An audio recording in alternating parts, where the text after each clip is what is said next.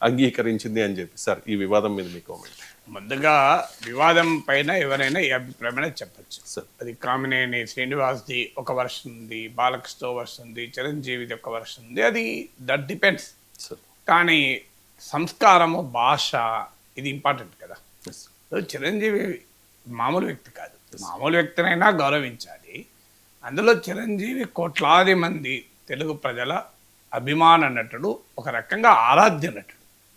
అందుకే ఆయన పట్ల ఉన్న అభిమానం వల్ల రాజకీయాలలో ఎలాంటి పరిణామాలు వచ్చినా స్టిల్ ఆయనకు చెక్కు చెదరని ప్రజాబలం ఉంది అంటే కారణమే ఆయన చిరంజీవి.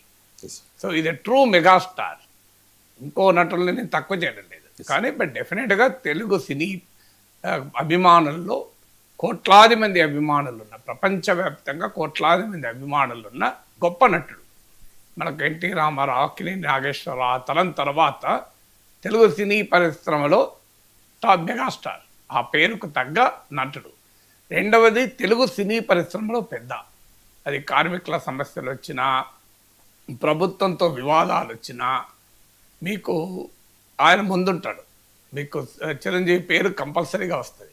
గతంలో దాసనారాయణరావు లాంటి వాళ్ళు కొంత పాత్ర పోషించేవారు. సో సినిమా రంగంలో కూడా చిరంజీవి పట్ల ఆ గౌరవం ఉంది, ఆ మర్యాద కూడా ఆయనకు అందరూ ఇస్తారు. వివాదాలకు అతీతుడుగా ఆయనకు ఆ మర్యాద ఇస్తారు.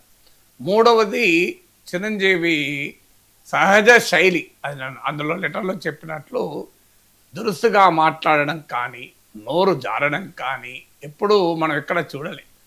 సో ఈవెన్ గరికపాటి ఇష్యూలో వివాదం వచ్చినప్పుడు కూడా మనము చిరంజీవి ప్రదర్శించినటువంటి స్వభావం చూసాం.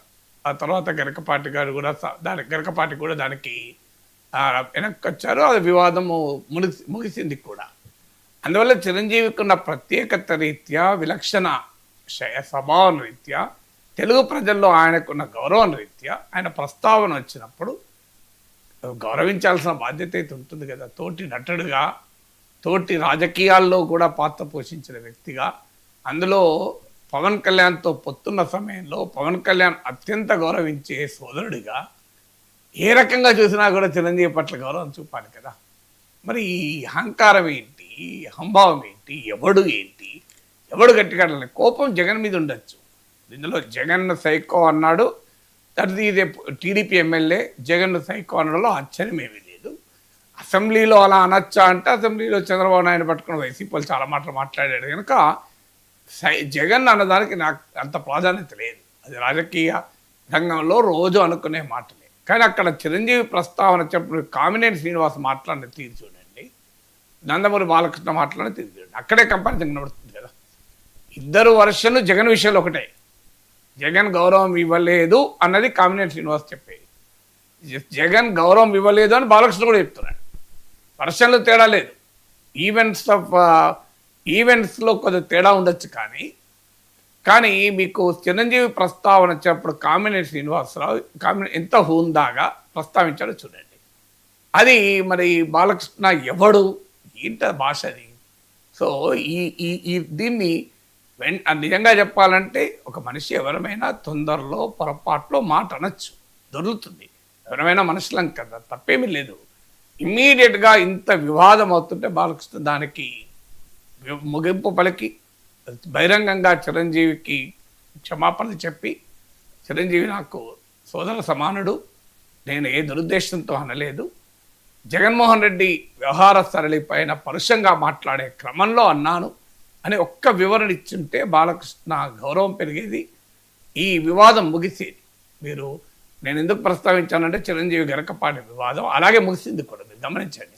గరికపాటి చిరంజీవి సినీ రంగంలో ఎంతటి గొప్ప పాత్ర ఉంది అందరికీ తెలుసు.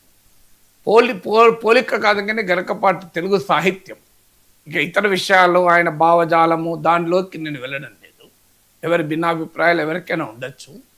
సో ఆయన చెప్పే ప్రవచనాల్ని విశ్వసించే వారికి ఒక అభిప్రాయం ఉంటుంది, విశ్వసించిన వారికి ఒక అభిప్రాయం ఉంటుంది, తప్పలేదు. కానీ తెలుగు సాహిత్యములో, తెలుగు పద్యంలో గరికపాటే కదా. అది ఆ పద్యం వింటుంటే మనకు కూడా ఆనందం వేస్తుంది, ఎవరికైనా ఆనందం వేస్తుంది కదా. సో అందువల్ల తెలుగు సాహిత్యము, తెలుగు పద్యానికి గరికపాటి చేసిన సేవలు, సినీ రంగానికి చిరంజీవి చేసిన సేవలు దృష్టిలో పెట్టుకుంటే ఆ వివాదం ముగియాలని కోరుకోవాలి ఎవరమైనా. నేను ఆ రోజు మాట్లాడింది కూడా 5-6 లక్షల మంది చూశాను, యూట్యూబ్లో ఉంది. నేను తీసుకున్న వైఖరి ఇది. కొన్ని సందర్భాల్లో మనకు తెలియకుండానే కొన్ని సంఘటనలు జరుగుతాయి. ఆ సంఘటన జరిగినప్పుడు వ్యక్తిత్వం ఎక్కడ మనిషి వ్యక్తిత్వం ముందుకు వస్తుంది అంటే కొంత సందర్భంలో ఘటనలు జరగడాన్ని వ్యక్తిత్వం రిఫ్లెక్ట్ చేయదు. కానీ జరిగిన తర్వాత నీవు ఎలా రియాక్ట్ అవుతావు. ఇప్పుడు ఇన్ని గంటలు అయిపోయింది వివాదమై, సోషల్ మీడియాలో మామూలుగా లేదు రెస్పాన్స్. నేను నిన్న మాట్లాడితేనే రాత్రి 9 గంటలకు వీడియో పెడితే ఇవాళ మార్నింగ్ లేసే వరకే 1,00,000 మంది చూశారు. అందువల్ల ఆ రకంగా ఇంత పెద్ద ఎత్తున చర్చ జరుగుతుంటే వాట్ మేక్స్ చిరంజీవి పట్ల నా ఉద్దేశం అది కాదు అని నేను ఉన్నది పోనీ. అందుకే నేను మిమ్మల్ని చెప్పింది సాక్షి కథన ఆధారంగా నేను మాట్లాడను. ఆ సాక్షి వాళ్ళ వర్షం వాళ్ళు ఇచ్చుకుంటారు.